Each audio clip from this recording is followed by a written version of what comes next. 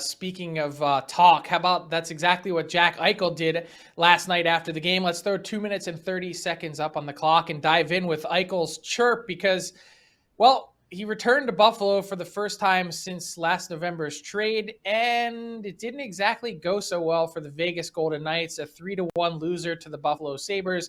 And more than that, he had this to say about the crowd afterwards.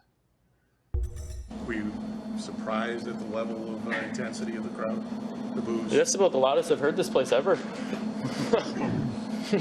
Really, after it only took 7 years of me leaving for them to get into the game. But yeah, I mean, I'm sure there was mixed. It was a nice tribute. And Chris, I think there was a lot baked into this, not just the loss at a critical time of year for the Golden Knights, whose season seems to be slipping away a little bit, but the fact that the two guys he was traded for in Peyton Krebs and Alex Tuch also score in the loss for the Golden Knights. So my question to you is the reaction that we see from Jack Eichel.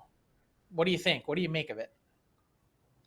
Well, first of all, he's probably right that building probably was the loudest it's been in 7 years. And unfortunately, that speaks to the disappointment that's been going on in Buffalo for several years.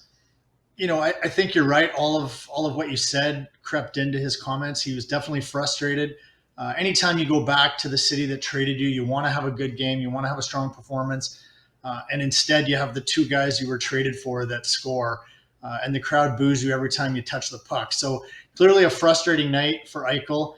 But I think it's a great storyline that, you have heroes and villains in the league. And now this, Eichel's a perceived villain in Buffalo. And it's, I think every time he plays there, it's going to be like that. It reminds me of just taking it a little outside of hockey for right now when Vancouver drafted Steve Francis.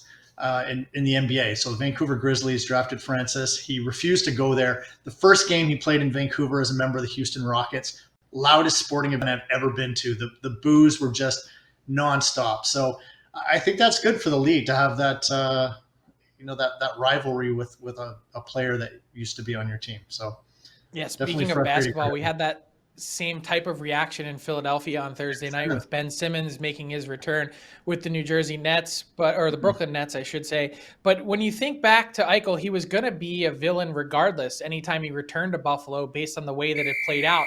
How much did this add to that, given, his comments, given that he seemed to be so sarcastic in nature?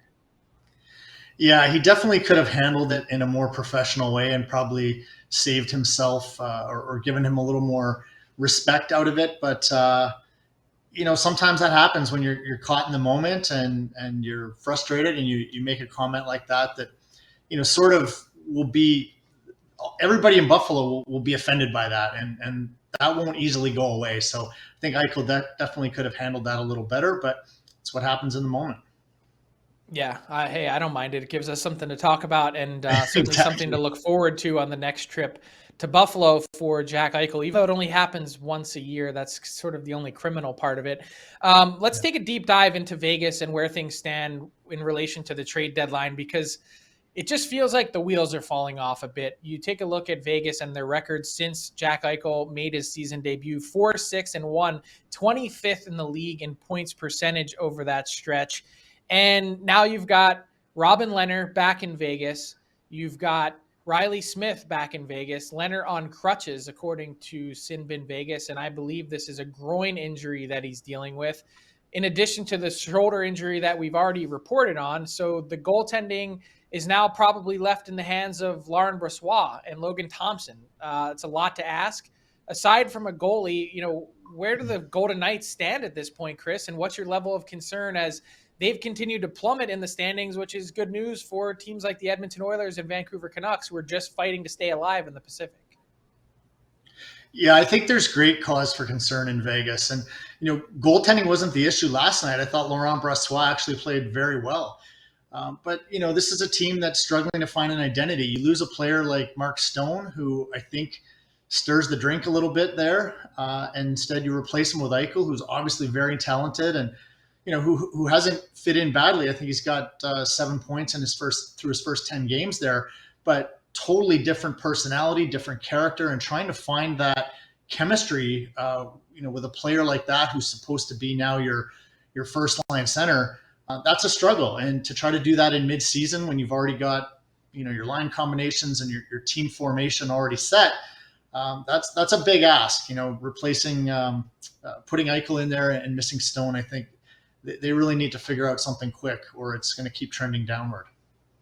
Yeah, I think the only maybe benefit or positive, if there is one, if Leonard is out for a while, is the fact that you'd have that long-term injury space to go and replace him. And don't sleep on the fact that they've also lost Alec Martinez for a long period of time too, a significant contributor to their back end. Just hasn't felt quite right since that facial injury, and really just hasn't been able to get it together. You thought at varying moments that he'd be close.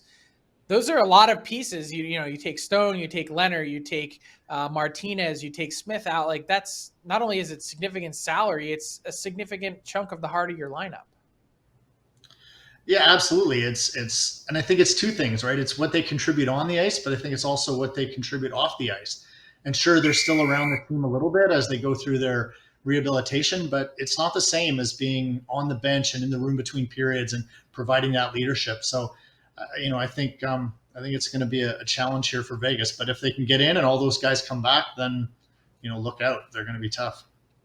By the way, I wanted to give a little love to Craig Anderson hitting his 300th career NHL win on Thursday night against the Golden Knights. He's 40 years old, probably thought he was retiring, gets the call from Buffalo and a comeback 9 short of 300. Not easy to grind that out at the age of 40 on a team that really, frankly, hasn't been very good this season. So certainly congratulations to Craig Anderson and his family.